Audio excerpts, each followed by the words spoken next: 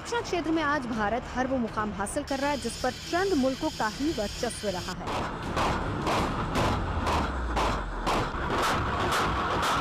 जिस हाइपरसोनिक तकनीक पर चंद मुल्कों का दबदबा रहा है, उस तकनीक के साथ भारत भी अपनी दमदार मौजूदगी दर्ज करा चुका है।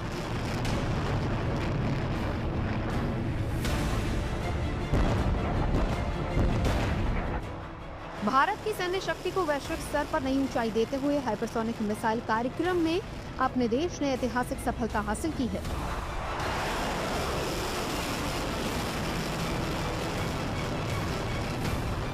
ये तस्वीरें उसी ताकत का प्रमाण है। ये कोई साधारण तस्वीर नहीं है, बल्कि डिफेंस सेक्टर में भारत के बढ़ते रुतबे को दुनिया के सामने रखा जा रहा है। ये तस्वीर हाइपरसोनिक क्रूज मिसाइल कार्यक्रम की नींव है, जो भविष्य के सुपर हिंदुस्तान का रास्ता तैयार कर रहा है।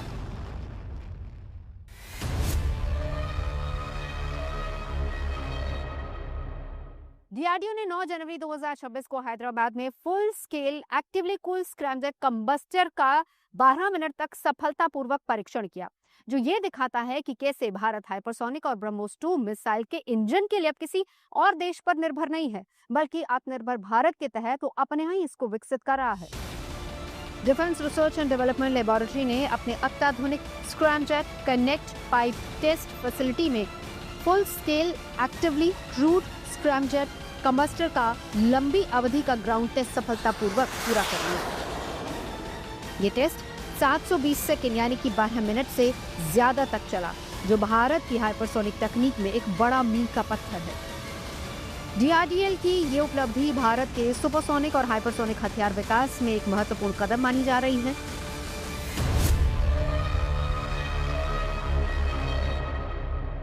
हैदराबाद में एक खास टेस्ट डिवाइस फिट करके डीआरडीओ ने स्क्रैमजेट को 12 मिनट तक लगातार चलाया और 12 मिनट के लंबे टेस्ट के बाद यह अब प्रूव हो गया है कि जो लॉन्ग कूलिंग सिस्टम लगाया गया है स्क्रैमजेट में, इंजन का जो कंबशन चैम्बर है उसके आसपास जो श्राउड्स होते हैं और जो ब्लीड वाल्व से हवा जाके कूल करती है, वो सक्सेसफुली स्क्रैमजेट के कंबशन चैम्बर के सराउंडिंग एरिया को कूल रखती है और वो 12 मिनट तक उड़ता रहेगा, फिर भी वो ना जलेगा ना पिघलेगा।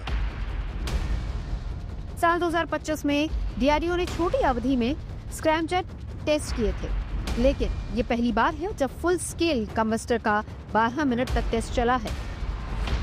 ये टेस्ट हाइपरसोनिक मिसाइलों के लिए जरूरी लंबी दूरी और स्थिरता को साबित करता है।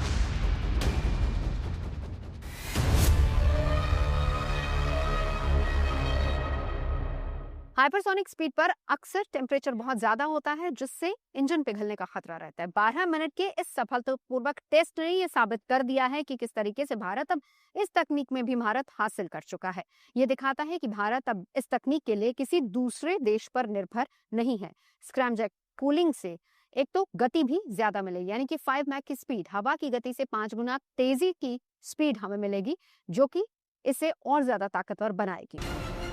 स्क्रैमजेट की सफलता से भारत अमेरिका, रूस और चीन के साथ उन चुनिंदा देशों की फहरिस्त में शामिल हो गया है जो स्क्रैमजेट तकनीक में मैक 5 से ज्यादा स्पीड वाली मिसाइलें विकसित कर रहा है।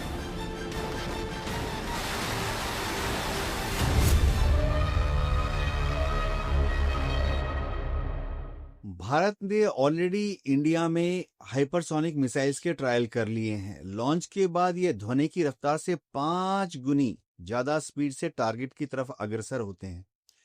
इनको इतनी हाई स्पीड में ले जाने के लिए जो आम रॉकेट इंजन होते हैं, जिनमें कि एक बर्नआउट टाइम होता है कि रॉकेट लॉन्च हुआ, मिसाइल लॉन्च हुआ और 30 सेकेंड या 1.5 मिनट के बाद उसका इंजन शट डाउन हो गया और उसके बाद वो अपनी स्पीड से ही आगे जाता है, काम नहीं करेगा।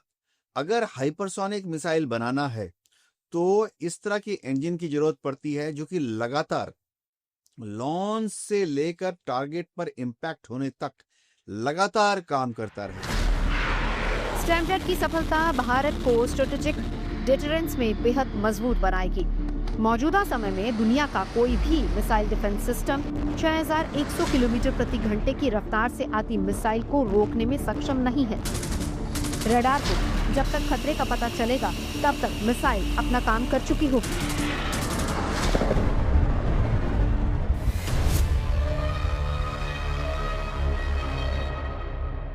भारत के लिए खतरा दो मोर्चों पर है। एक तरफ चीन है, दूसरी तरफ है पाकिस्तान। चीन की बात करें तो चीन अपनी हाइपरसोनिक तकनीक को लगातार विकसित कर रहा है और इसी को देखते हुए भारत को भी अपनी तैयारी को उतना ही मजबूत रखना है और इसीलिए भारत भी उसी ओर अग्रसर है। हाइपरसोनिक मिसाइल आवाज की रफ्तार से 5 गुना ज्यादा स्पीड से चलती है। इसमें स्क्रैमजेट इंजन लगा होता है जिससे उसको ताकत मिलती है। अब स्क्रैमजेट इंजन क्या है और कैसे काम करता है, इसे भी जानना बहुत जरूरी है। स्क्रैमजेट इंजन एक खास तरह का एयर ब्रीदिंग इंजन है। इसे शुरू करने के लिए रॉकेट बूस्टर की जरूरत पड़ती है। स्क्रैमजेट में ईंधन के दहन के लिए वायुमंडल में मौजूद ऑक्सीजन का इस्तेमाल किया जाता है। हाइपरसोनिक और लंबी दूरी की क्रूज मिसाइलों के लिए इसी स्क्रैमजेट इंजन का इस्तेमाल किया जाएगा। स्क्रैमजेट से फायदा ये होगा कि इसका इस्तेमाल कम लागत में उपग्रहों के प्रक्षेपण में भी किया जाएगा।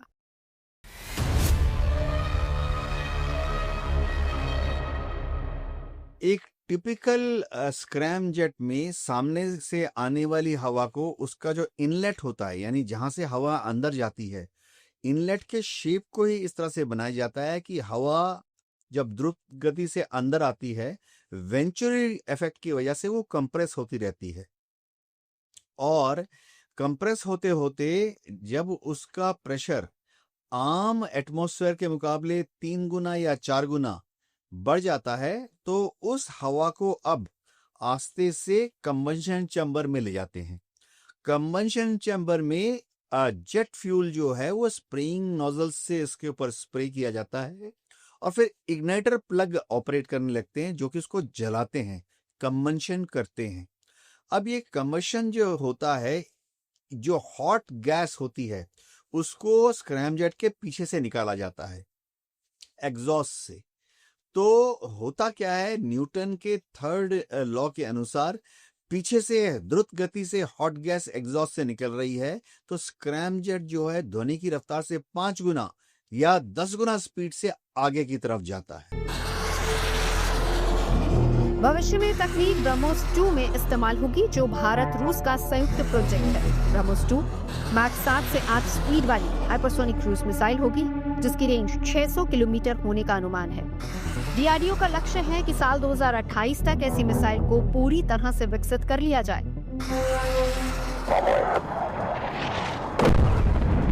आज दुनिया के कई देश अपनी मिसाइल क्षमता को धार देने में जुटे हुए हैं।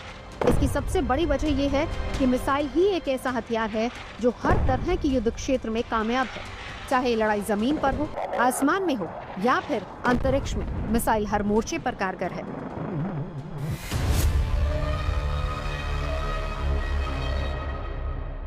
मिसाइल के लिए जरूरी होता है कि दुश्मन की नजर में आए बिना अपने टारगेट पर सटीक निशाना लगाए, लेकिन इसमें कई बार रडार और एयर डिफेंस सिस्टम रोड़ा अटकाते हैं और यहीं से हाइपरसोनिक मिसाइल की सोच शुरू होती है। आखिर हाइपरसोनिक मिसाइल क्या है और ये दुनिया के लिए चिंता का विषय क्यों बन गई है, इसे समझना भी जरूरी है। हाइपरसोनिक हथियार आवाज की रफ्तार से 5 गुना तेज रफ्तार से चलते हैं और अपने टारगेट की ओर बढ़ते हैं। ज्यादातर लोगों का मानना है कि हाइपरसोनिक वेपन की रफ्तार ही उसकी ताकत है, लेकिन ऐसा नहीं है। बैलिस्टिक मिसाइल भी आवाज की रफ्तार से तेज चलती है। ऐसे में हाइपरसोनिक वेपन की असली ताकत क्या है, ये समझने की जरूरत है।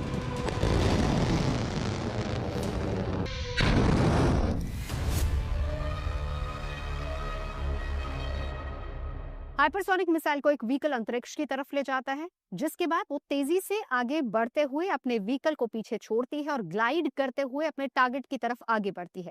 सबसे बड़ी खासियत ये है कि इसकी स्पीड इतनी ज्यादा होती है कि ये अपना रास्ता भी बदल सकती है, जिससे ना तो ये दुश्मन के एयर डिफेंस सिस्टम में आती है और ना ही दुश्मन की रडार और उसकी पकड़। बैलिस्टिक मिसाइल को जब एक जगह से लॉन्च किया जाता है तो पता चल जाता है कि उसका टारगेट कहाँ है और वो किसे निशाने पर लेगी। ऐसे में इन मिसाइलों को ट्रैक करना आसान होता है। इसके साथ ही लॉन्चिंग के साथ ही बैलिस्टिक मिसाइलों की दिशा में भी बदलाव नहीं किया जा सकता। वही लॉन्चिंग के साथ हाइपरसोनिक मिसाइल की दिशा में परिवर्तन किया जा सकता है।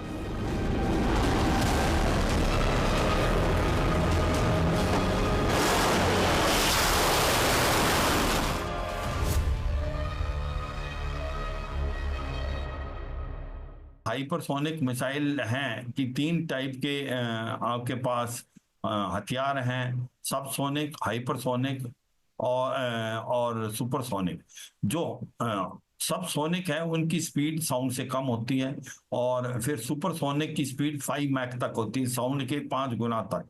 मगर जो हाइपरसोनिक वेपन हैं, मिसाइल हैं, उनकी जो स्पीड है साउंड के 5 गुना से ज्यादा होती है। इसका मतलब 5 मैक से ज्यादा होती है। तो इसलिए इसको डिटेक्ट करना बड़ा मुश्किल है, कोई रडार इसको डिटेक्ट नहीं कर पाता है।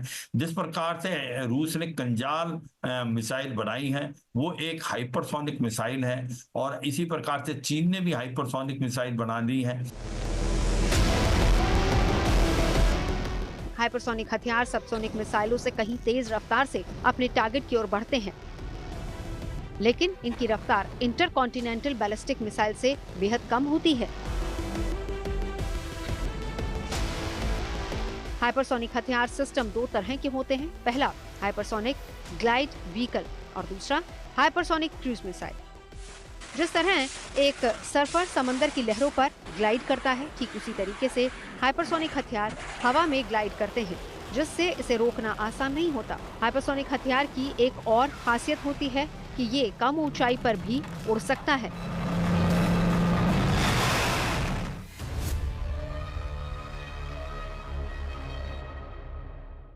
मौजूदा वक्त में तमाम देशों का फोकस ग्लाइड व्हीकल पर है। ग्लाइड व्हीकल के साथ एक मिसाइल होती है जो कि लॉन्चर से छोड़ी जाती है।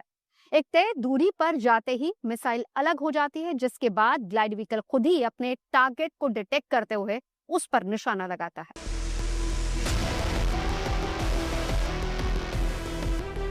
हाइपरसोनिक हथियार बनाने की दिशा में भारत ने भी अपना कदम आगे बढ़ा दिया है। HSTDV यानी कि हाइपरसोनिक टेक्नोलॉजी डेमोन्स्ट्रेटर व्हीकल के परीक्षण की शुरुआत हो चुकी है। 27 जनवरी 2023 को DRDO ने HSTDV परीक्षण किया था, जो कि सफल रहा।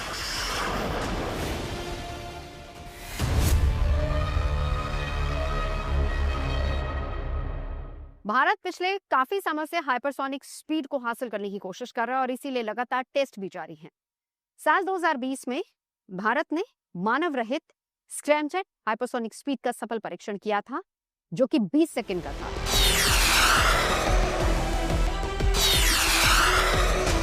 हाइपरसोनिक टेक्नोलॉजी डेमोन्स्ट्रेटर व्हीकल को लॉन्च कर भारत ने दुनिया को दिखा दिया है कि ऐसी कोई रफ्तार नहीं है जहां पर उसकी पहुंच नहीं। हाइपरसोनिक व्हीकल का ट्रायल एक ऐसी कामयाबी है जो कि हिंदुस्तान की ताकत में कई गुना इजाफा करेगी। हाइपरसोनिक टेक्नोलॉजी डेमोन्स्ट्रेटर व्हीकल 6000 से 12000 किलोमीटर प्रति घंटे की रफ्तार से उड़ सकते हैं। ये 20 सेकंड में मैक 6 की रफ्तार और 32.5 किलोमीटर ऊंचाई तक जाने में सक्षम है। HSTDV के परीक्षण के बाद भारत के रक्षा क्षेत्र को और अधिक मजबूती मिलेगी, क्योंकि इसके साथ ही भारत अब उन चुनिंदा देशों के क्लब में शामिल हो गया है जो हाइपरसोनिक मिसाइल बनाने में सक्षम है।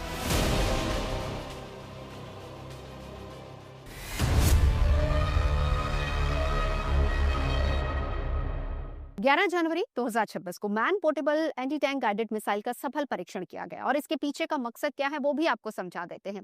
दुश्मन जिस तरीके से खुद को अत्याधुनिक कर रहा है, भारत भी आने वाली जंगों के हिसाब से खुद को तैयार कर रहा है।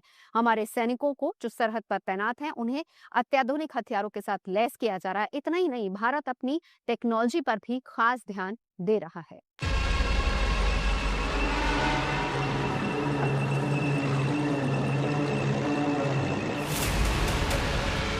जमीनी जंग में टैंक की गिनती सबसे खतरनाक हथियारों में होती है।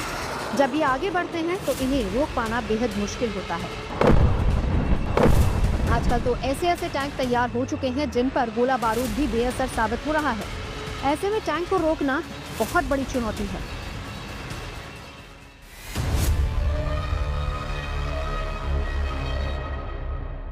दुश्मन के टैंकों को रोकने के लिए भारत अपने टैंकों को और ज्यादा अपग्रेड करा और इसी सिलसिले में एंटी टैंक गाइडेड मिसाइल को भी विकसित किया गया है।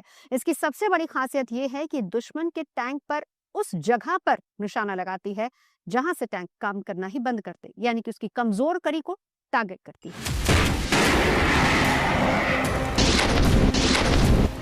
स्वदेशी MP-ATGM टॉप अटैक मोड में चलते हुए टारगेट को मारने में सक्षम है। ये टैंक के ऊपरी हिस्से पर प्रहार करती है। टैंक का ऊपरी हिस्सा टैंक के बाहरी हिस्से के मुकाबले हल्का होता है। यहाँ अटैक का मतलब है टैंक की तबाही।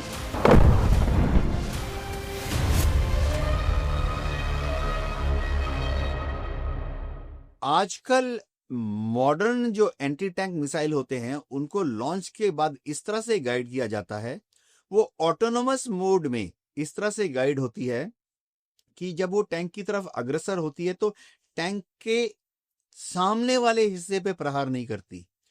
टैंक अगर साइडवेज खड़ा है तो टैंक के साइड में यानी लेफ्ट साइड या राइट साइड में प्रहार नहीं करती, वरन वह मिसाइल पहले ऊपर जाती है, ऊपर जाके फिर एक नीचे की तरफ डाइव मारती है और टैंक के ऊपर से टॉप अटैक करती है।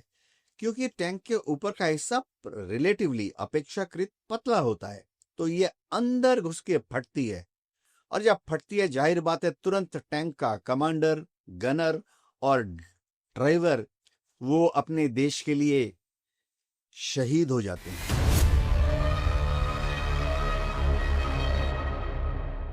MP-ATGM तीसरी पीढ़ी की एक गाइडेड मिसाइल है जिसका सीधे तौर पर मतलब है कि मिसाइल दागो और भूल जाओ, यानी कि इसे गाइड करने की जरूरत नहीं पड़ती। एक बार इसे दाग दिया तो निशाना तय है। MP-ATGM में कई हाईटेक तकनीकों का इस्तेमाल किया गया है जो इसे विध्वंसक बनाते हैं। MP-ATGM से करीब 3 किलोमीटर तक हमला किया जा सकता है। इसमें इमेजिंग इंफ्रारेड होमिंग सीकर लगाया गया है जिसकी मदद से ये दिन रात दोनों में काम कर सकता है और साथ ही थर्मल इमेजिंग से टारगेट को देखता है। MP-ATGM में टैंडम वॉरहेड का इस्तेमाल किया गया है जिससे दोहरा प्रहार होता है। पहला टैंक के रिएक्टिव आर्मर को तोड़ता है और दूसरा मेन बॉडी को तबाह करता है। MP-ATGM में ऑल इलेक्ट्रिक कंट्रोल सिस्टम भी लगा है जिससे ये बेहद तेज और सटीक निशाना लगाती है। उच्च प्रदर्शन साइटिंग सिस्टम के इस्तेमाल से सैनिक को टारगेट साफ दिखाई देता है। इसका प्रोपल्शन सिस्टम इसे तेज और दूर तक मार करने में सक्षम बनाता है।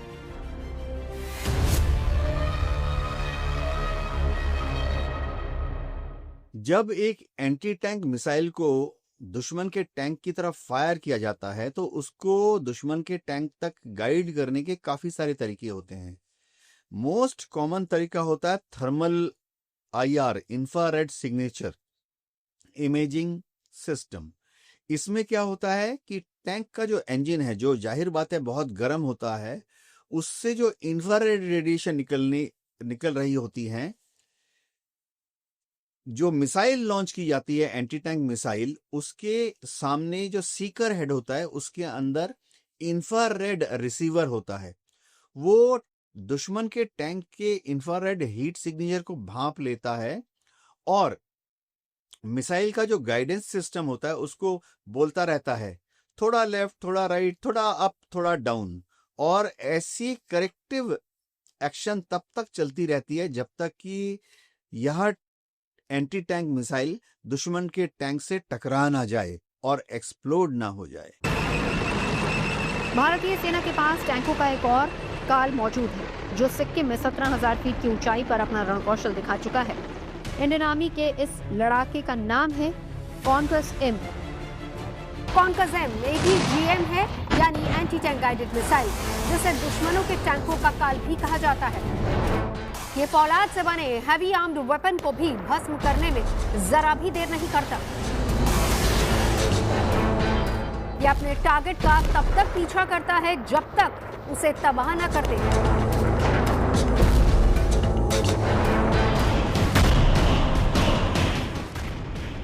कॉन्कर M सेकेंड जनरेशन की ATGM है जो सेट टारगेट से लेकर मूवमेंट टारगेट तक को तबाह करने में सक्षम है।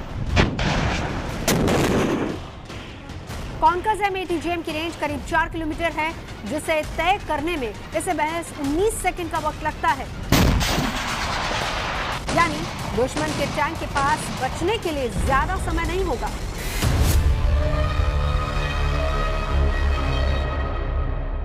ये जो रशियन बेस्ड मिसाइल्स हैं, जो हमारे पास ऑलरेडी जो फैगेट लॉन्चर्स हैं, उसके द्वारा भी फायर किए जा सकते हैं। इनको हम लोगों ने मॉडिफाई किया है, यानी इसमें थर्मल सीकर्स भी हमने लगाने की कोशिश की है। ये सेकंड जनरेशन मिसाइल्स हैं, रेंज 70 मीटर से लेकर के तकरीबन 4000 मीटर के ऊपर है। इसको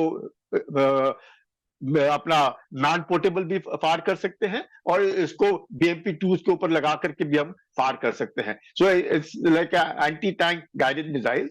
ये जो तकरीबन जैसे जिस प्रकार से किसी भी प्रकार का आर्मर चाहे अपने दुश्मन के पास हो, चाहे चीन के पास, पाकिस्तान के पास, जैसे भी हो और कहीं पर भी हो, इसको हम कहीं पर भी दिन और रात खराब मौसम में भी फायर करके दुश्मन के टैंक बर्बाद करने की काबिलियत अब हमारे पास है। पहले भी थी, अब और जबरदस्त इसमें, क्योंकि कॉन्कोस M जो है मिसाइल, इसको हमने तरह तरह के मॉडिफिकेशंस करके यकीन किया है कि हम इसके द्वारा अपने दुश्मनों के इसी भी प्रकार के बख्तरबंद गाड़ियों को बर्बाद करने की काबिलियत है।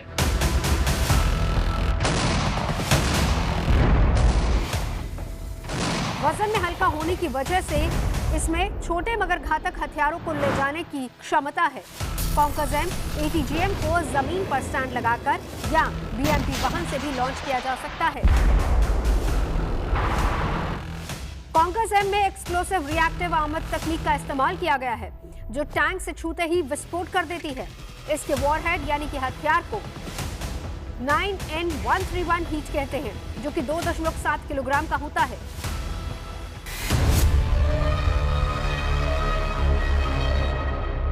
आपने देखा होगा कि कई जैसे जो टैंक्स होते हैं उसमें वो ब्रिक टाइप टैंक से बाहर होता है, यानी कि टैंक को प्रोटेक्शन देने के लिए होता है वो। तो लेकिन ये जो मिसाइल्स हैं, ये एक्सप्लोसिव रिएक्टिव आर्मर, यानी कि जो मिसाइल्स है, जो बाहर का जो एक्सप्लोसिव ये जो लगे हुए हैं, जिसके द्वारा कि टैंक बर्बाद ना हो, और वो अमूमन हाई एक्सप्लोसिव एंटी टैंक या काइनेटिक एनर्जी वाले जो एम्युनिशन उसके बरखिलाफ काम करते हैं। लेकिन ये जो है, ये यकीन करते हैं कि उसको पेनिट्रेट करे और दूसरे इसमें जो मेन आर्मर है उसको जाकर के अंदर जाके बर्बाद करे।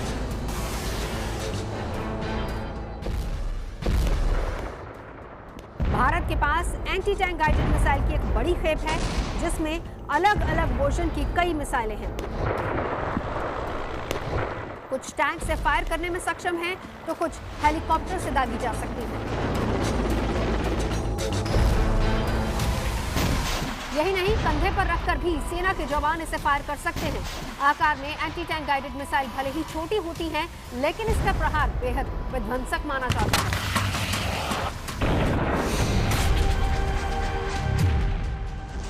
मौजूदा दौर में टैंक या हैवी आर्म वेपन को खत्म करने के लिए एंटी टैंक गाइडेड मिसाइल को तैयार किया गया है।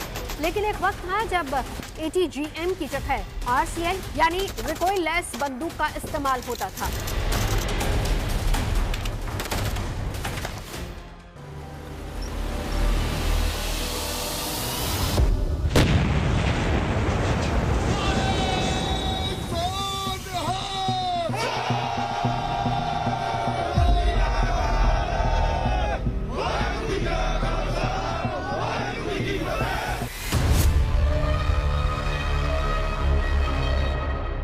टैंक के खिलाफ 10 mm की RCL गन बेहद प्रभावशाली हथियार बना, लेकिन ये तब के दौर में आसान नहीं था। इसके गोले अगर टारगेट हिट कर दे तो टारगेट बचता नहीं था। वहीं इसकी खराब बात यह थी कि फायर होते ही दूर से ही इसे पहचान लिया जाता, क्योंकि इसमें पीछे से शोले निकलते। यही नहीं, इससे सिर्फ 1, 2 या फिर ज्यादा से ज्यादा 3 फायर किए जा सकते थे। बावजूद इसके भारतीय सेना ने RCL गन के साथ पराक्रम की एक नई पटकथा लिख दी। 1965 की जंग के दौरान 7 सितंबर तक खेमकरण में पाकिस्तानी एडवांस को रोकने के लिए आर्मी ने असल उत्तर में डिफेंस पोजीशन जमा ली थी। पाकिस्तान के 100 पैटर्न टैंक ने पहला धावा बोला। असल उत्तर में भारतीय फौज डिफेंसिव पोजीशन पर तैनात थी। आसपास गन्ने और कपास के खेत थे और इनके बीच से रास्ता होकर गुजरता था। पाकिस्तानी टैंक बटालियन को एहसास था कि गन्ने के खेतों से हो रहे हमले से बचने के लिए वो नहीं निकल सकते, लिहाजा उन्होंने बीच की दूरी वाली रोड पर एक सीध में टैंक उतार दिए ताकि जब उन पर दूर से निशाना लगे तो उन्हें भारतीय फौज की पोजीशन का पता लग पाए। लेकिन उस दिन हुआ इसके ठीक उलट। 4 ग्रेनेडियर तब तक रुके रहे जब तक पाकिस्तानी टैंक एकदम नजदीक नहीं आ गए। अब्दुल हमीद एक जीप में आरसीएल गन के साथ तैनात थे। असल उत्तर की धूल भरी जमीन में लड़ाई छिड़ी तो हवा में भी धूल भर गई। गोलीबारी का धुआं अलग से था, ऐसे में दूर से निशाना चूक भी सकता था और इसीलिए अब्दुल हमीद ने तब तक वो रुके रहे जब तक कि पाकिस्तानी टैंक एकदम नजदीक नहीं आ गए। हमीद ने 180 मीटर की दूरी से पहले टैंक को निशाना लगाया और फिर उसके पर खचे उठ गए। इसके बाद हमीद ने अपने ड्राइवर से तेजी से पोजीशन चेंज करने के लिए कहा ताकि वापस गोलीबारी का निशाना न बन जाए। दिन के खत्म होने तक अब्दुल हमीद ने 2 टैंकों को तबाह कर दिया था, जबकि 4 टैंक ऐसे थे जिन्हें पाकिस्तानी फौजी वहीं छोड़कर भाग खड़े हुए। 10 सितंबर सुबह 8 बजे पाकिस्तान टैंकों ने 4 ग्रेनेडियर की पोजीशन पर जोरदार हमला किया। पाकिस्तानी टैंकों के सामने भारत के हथियार कमजोर पड़ रहे थे। अगले 1 घंटे में ही पाकिस्तानी टैंक काफी आगे तक बढ़ाए। हमीद ने जैसे ही देखा कि 6 पाकिस्तानी टैंक उनके साथियों की तरफ बढ़ रहे हैं, वो तुरंत जीप में चढ़े और उन्होंने दाएं फ्लैंक से अपनी आरसीएल गन से टैंकों को निशाना बनाया। कपास के खेतों में छुपने के कारण उन्हें खूब फायदा मिल रहा था। यहां से उन्होंने सबसे पहले आगे की टैंक को उड़ाया और उसके बाद पीछे से निशाना लगाकर 2 और टैंकों को उड़ा दिया। अब्दुल हमीद ने गजब साहस का परिचय दिखाते हुए पाकिस्तानी सेना के 7 टैंकों को अकेले ही तबाह कर डाला। अब्दुल हमीद को असाधारण वीरता दिखाने के लिए भारत का सर्वोच्च वीरता पुरस्कार परमवीर चक्र दिया गया।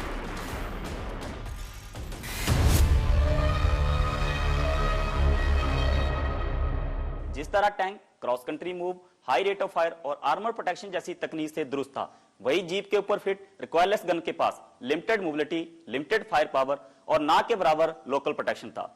रिकॉयरलेस गन का ये एडवांटेज था कि वो छोटी से छोटी जगह से आसानी से जा सकती थी और टैंक उसको स्पॉट नहीं कर पाता था, जिससे वो टैंक के ऊपर टारगेट कर उसको मारकर आसानी से कहीं भी आ जा सकती थी। आज हालात बदल गए हैं। अब थल सेना दुश्मन के टैंकों को खाक में मिलाने के लिए वायुसेना का इंतजार नहीं करती, बल्कि उसे खुद खाक में मिला देगी।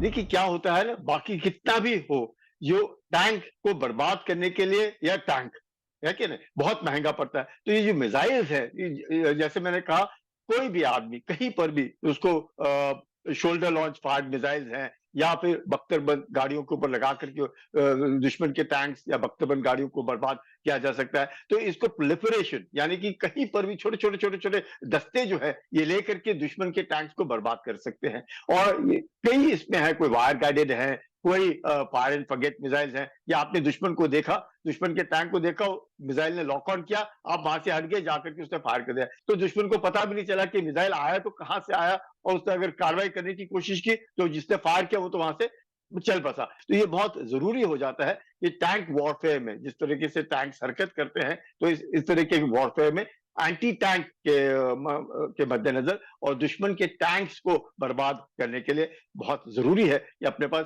एंटी टैंक गाइडेड मिसाइल होनी चाहिए।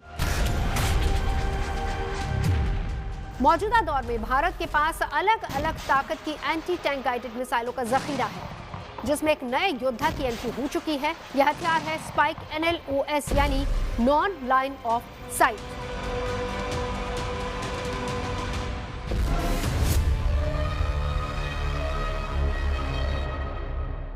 एंटी टैंक गाइडेड मिसाइल इसलिए भी जरूरी हो जाती है क्योंकि ये भौगोलिक दृष्टिकोण से कई बार दुश्मन फायदे में होता है। यानी दुश्मन मान लीजिए कि ऊंचाई पर है और हम नीचे हैं, तो ऐसे में रॉकेट या मोर्टार से हमला करना सही नहीं होता। यहाँ पर ATGM काम आती है, जो कि दुश्मन के बंकर तक को तबाह कर सकती है। स्पाइक NLOS भी एक ऐसी एंटी टैंक गाइडेड मिसाइल है जो पहाड़ों में छिपे दुश्मन के ठिकानों को तबाह करने में सक्षम मानी जाती है। भारत को इजराइल से स्पाइक NLOS मिसाइल मिली है। हेलीकॉप्टर से दागी जाने वाली स्पाइक NLOS 30 किलोमीटर की दूरी तक अपने टारगेट को तबाह कर सकती है।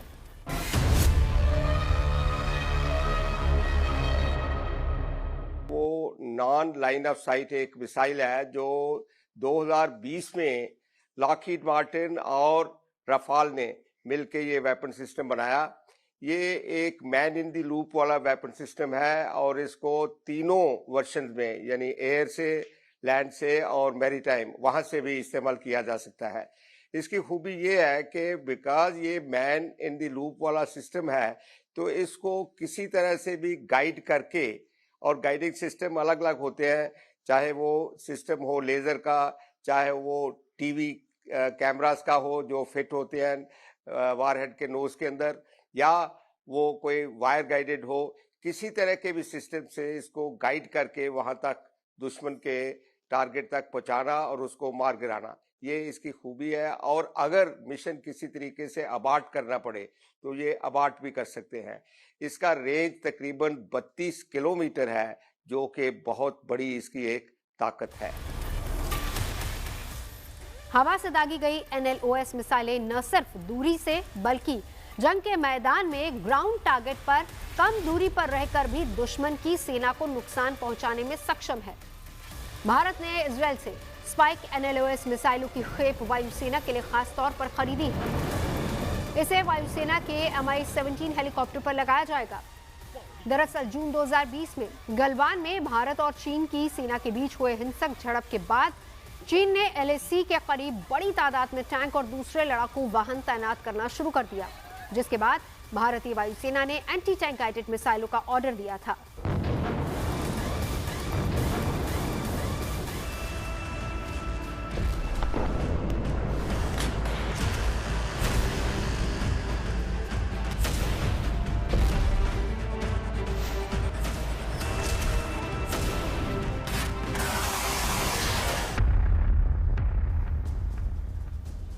फिलहाल सरकार ने सीमित संख्या में NLOS मिसाइलें ऑर्डर की हैं। बाद में इन्हें मेक इन इंडिया के तहत ज्यादा संख्या में हासिल किया जाएगा।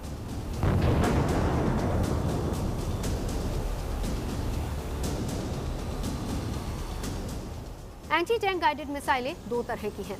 एक तो छोटी मिसाइलें जिन्हें एक व्यक्ति आसानी से उठाकर ले जा सकता है और कंधे से ही लॉन्च कर सकता है। वहीं दूसरी होती है बड़ी मिसाइलें जिन्हें लॉन्च करने के लिए बड़े वाहनों की जरूरत होती है। इन्हें हेलीकॉप्टर से भी लॉन्च किया जा सकता है। दुनिया ने हाल ही में रूस यूक्रेन युद्ध में एंटी टैंक मिसाइलों की ताकत देखी, जहां यूक्रेन एंटी टैंक और एंटी एयरक्राफ्ट मिसाइलों का जमकर इस्तेमाल कर रहा है।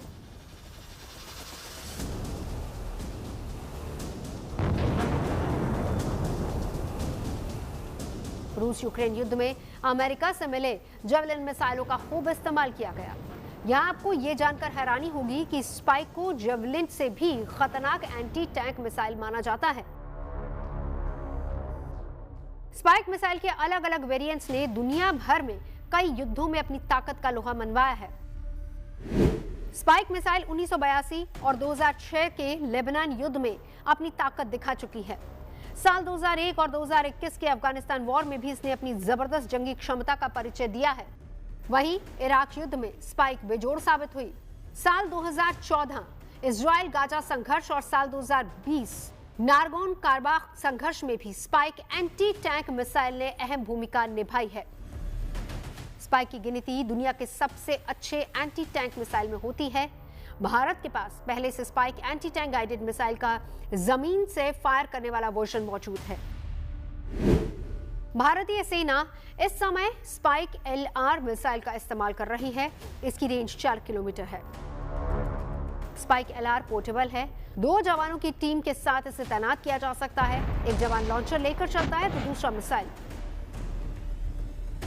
स्पाइक मिसाइल में इलेक्ट्रो ऑप्टिकल सेंसर लगे हैं। इसे फायर करने के 2 मोड हैं। पहला है फायर एंड फॉरगेट, मतलब मिसाइल फायर करने के बाद टारगेट को भूल जाइए। दूसरा mode fire observe and update है। इसमें मिसाइल के इलेक्ट्रो ऑप्टिकल सेंसर से विजुअल लॉन्चर तक पहुंचता है।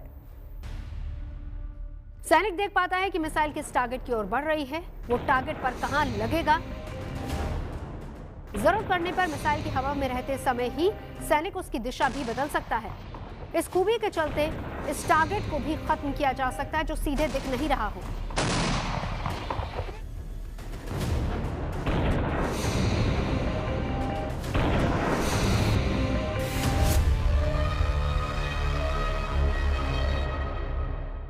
स्पाइक को कंधे पर रखकर हेलीकॉप्टर से या फिर ट्राइपॉड के जरिए भी लॉन्च किया जा सकता है। इसे टैंकों के ऊपर भी फिट किया जा सकता है।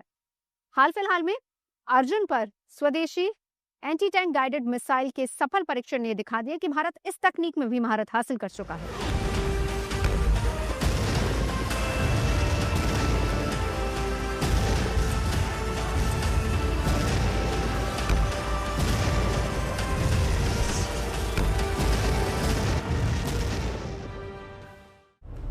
स्पाइक मिसाइल अपने टारगेट पर अचूक प्रहार करती है। ये इतनी घातक है कि टारगेट को बचने का मौका तक नहीं मिलता।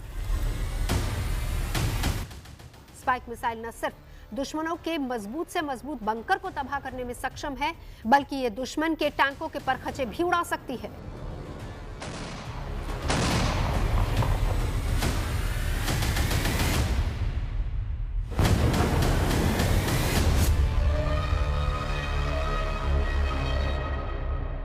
स्पाइक की जो टेक्निकल डिटेल्स है वो इस तरह से है कि ये इंफ्रास्ट्रक्चर को इस्तेमाल करके इसकी जो नाइट विजिबिलिटी है और इसका जो रेंज है वो बहुत लीथल है, बहुत डिवास्टेटिंग है। और ये अपना टारगेट खुद ब खुद लोकेट कर लेता है। तो आप मान के चलो कि इसको पार्शली आप FNF कैटेगरी में डाल देते हो, फायर एंड फॉरगेट, फायर करो भूल जाओ, अपना टारगेट ढूंढ के नेविगेट करके वहाँ पहुँच के उसको ध्वस्त कर देगा। स्पाइक के अलावा भारत के पास स्वदेशी नाग एंटी टैंक गाइडेड मिसाइल की सीरीज भी मौजूद है। तीसरी पीढ़ी की एंटी टैंक गाइडेड मिसाइल को किसी भी मौसम में दागा जा सकता है। Integrated guided missile development programme के तहत थर्ड जनरेशन की नाग मिसाइल को तैयार किया गया है। नाग 5 तरह के वेरिएंट्स में आती है। नाग मिसाइल के अलग अलग वेरिएंट्स की रेंज 500 मीटर से 20 किलोमीटर तक है, जो 828 किलोमीटर प्रति घंटे की मैक्सिमम स्पीड से हमला करने में सक्षम है। नाग ऐसी मिसाइल है जिसे जमीन या हवा कहीं से भी फायर किया जा सकता है। इसका guidance system fire and forget है, जिसका मतलब है कि एक बार नाग को फायर कर दिया तो ये अपने टारगेट को तबाह करके ही दम लेगी।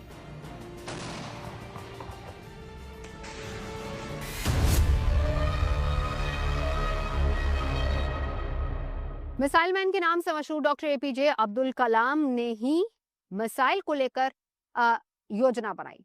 DRDO ने इसका डिजाइन तैयार किया। हालांकि शुरुआती कई टेस्ट में ये खुद को प्रदर्शित नहीं कर पाई, या हम कहें कि शुरुआती कई टेस्ट में फेल भी हुए, लेकिन 1997 और फिर 2000 में इसकी टेस्टिंग में इसने सफलता हासिल की, जिसके बाद इसके और कई रिफाइंड वर्जन्स भी तैयार हुए। नाग मिसाइल के लिए खास मिसाइल कैरियर NAMICA तैयार किया गया, जिसे सारथ नाम मिला है। ये एक टैंक डिस्ट्रॉयर है जिसमें 12 मिसाइलें रखी जा सकती हैं। नाग मिसाइल के 5 अलग अलग टाइप पर काम चल रहा है। नाग मिसाइल का एक लैंड वर्जन है, दूसरा मास्ट माउंटेड सिस्टम, बाकी 3 खास जरूरतों के हिसाब से बनाए जा रहे हैं। तीसरी पीढ़ी की MPAD-GM यानी कि man portable anti tank guided missile का ट्रायल 2005 में शुरू हुआ। ये दिखने में नाग मिसाइल के लैंड वर्जन जैसी है, लेकिन बेहद हल्की, जो करीब 14 किलोग्राम है। नाग के MPAD-GM वर्जन की रेंज करीब 2.5 किलोमीटर है। ये टैंकों के ऊपर से हमला करने में सक्षम है, जिसे टॉप अटैक कहते हैं। दरअसल टैंकों में चारों तरफ रिएक्टिव आर्मर की प्लेट लगी होती है, जो मिसाइल हमले के दौरान फटकर उसके प्रभाव को कम कर देती है। इसीलिए ऊपर की ओर टैंक पर हमला उसे बहुत ज्यादा नुकसान पहुंचाता है। इसे दागने के लिए उसके लक्ष्य को बदला भी जा सकता है।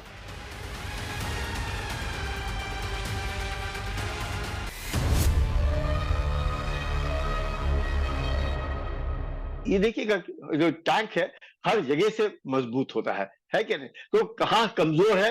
टॉप, मतलब ऊपर, जहां से वो आप देखते हैं कि टैंक का क्रू सर निकाल करके खड़ा है या कहीं से कर रहा है, तो जो ऊपर का जो भाग है वो थोड़ा सा compare to other parts of the tank ज्यादा कमजोर है। सो जो कमजोर पार्ट को मारने के लिए तो टॉप गाइडेड, मतलब आपने टैंक मिसाइल फायर किया, वो टैंक के ऊपर उसने देखा और फिर ऊपर से उसने टॉप अटैक किया। यानी कि जो भी टैंक आपने देखा होगा कि बख्तरबंद जो गाड़ियां होती हैं, टैंक्स होते हैं, ये मोटा जो स्टील होता है, पूरा का टरेट जो होता है, पूरा का पूरा भारी, सब जगह से लोडेड लैथ होता है कि टैंक जो है उसको बर्बाद करना इतना आसान नहीं है। सो सबसे कमजोर जो पोर्शन है ये मिसाइल उधर जा करके उसको बर्बाद कर देता है। नाग एंटी टैंक गाइडेड मिसाइल को पहाड़ पर ले जाना हो या फिर रेगिस्तान में, इसे कहीं भी आसानी से ले जाया जा सकता है, कहीं भी फिट किया जा सकता है। यानी इसके लिए किसी निश्चित जगह की जरूरत नहीं है, बल्कि जरूरत के हिसाब से इसका इस्तेमाल किया जा सकता है। स्वदेशी एंटी टैंक गाइडेड मिसाइल नाग को हवा से भी लॉन्च किया जा सकता है। एयरफोर्स वेरिएंट का नाम है ध्रुवास्त्र, जिसे हेलिना नाम से भी जाना जाता है। ध्रुवास्त्र को ध्रुव एडवांस लाइट हेलीकॉप्टर या रुद्र अटैक हेलीकॉप्टर से लॉन्च करते हैं।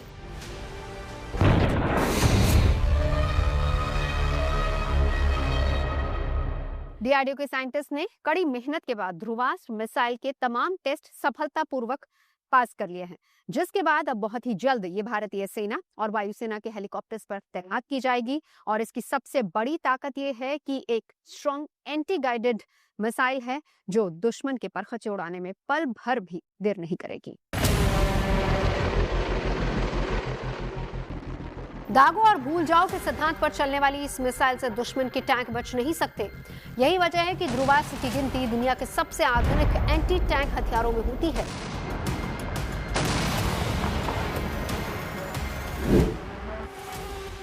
इसमें इंफ्रारेड इमेजिंग सीकर लगा हुआ है, जिससे अंधेरे में भी हमला करने में सक्षम है। ध्रुवास्त्र मिसाइल की रेंज 500 मीटर से लेकर 20 किलोमीटर तक है, जो ये 828 किलोमीटर प्रति घंटे की रफ्तार से हमला करती है और इसमें 8 किलो विस्फोटक लगा है। भारत के पास सैन यानी stand of anti tank guided missile भी है, जिसकी गिनती दुनिया की सबसे खतरनाक एंटी टैंक मिसाइलों में होती है। सैंड ध्रुवास्त्र का अपग्रेडेड वेरिएंट है। 15 से 20 किलोमीटर रेंज वाली सैंड में एक्टिव रडार सीकर लगा है ताकि मिसाइल लॉन्च प्लेटफॉर्म से दूर रहे। ये मिसाइल इंफ्रारेड इमेजिंग सीकर से टारगेट का पता लगाती है और भागते टारगेट को भी तबाह कर सकती है। भारत डायनामिक्स लिमिटेड ने मार्च 2023 में अपनी 3rd जनरेशन की man portable anti tank guided missile Amogha 3 का सफल परीक्षण किया। अमोघा 3 बेहद अत्याधुनिक और सटीक मारक क्षमता वाली मिसाइल है। अमोघा 3 एंटी टैंक गाइडेड मिसाइल की रेंज 200 मीटर से 2.5 किलोमीटर है। इसमें जो विस्फोटक का इस्तेमाल हुआ है वो 650 millimetre beyond explosive reactor armour के भी चीथड़े उड़ा सकता है। अमोघा 3 एंटी टैंक गाइडेड मिसाइल दुश्मन की तरफ इंफ्रारेड इमेजिंग और इलेक्ट्रो ऑप्टिकल तकनीक की मदद से आगे बढ़ती है। हालांकि इसकी स्पीड का खुलासा इसे बनाने वाली कंपनी ने नहीं किया है। अमोघा 3 मिसाइल पर 8 फिन्स यानी कि छोटे छोटे पंख दिए गए हैं ताकि उड़ान के समय इसे नियंत्रित किया जा सके।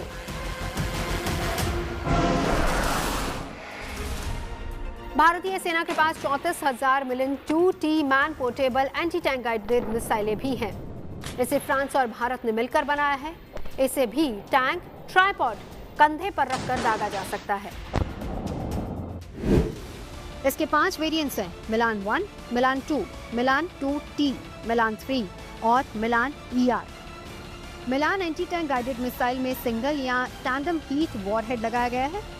इसकी रेंज 200 मीटर से लेकर 3 किलोमीटर है।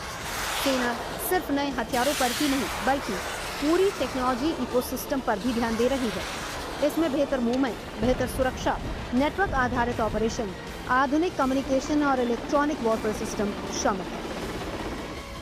रण क्षेत्र में मेरी यानी नवजोत रंधावा के साथ अभी के लिए बस इतना ही। देश और दुनिया की तमाम अच्छी खबरों के लिए आप देखते रहिए गुड न्यूज टुडे।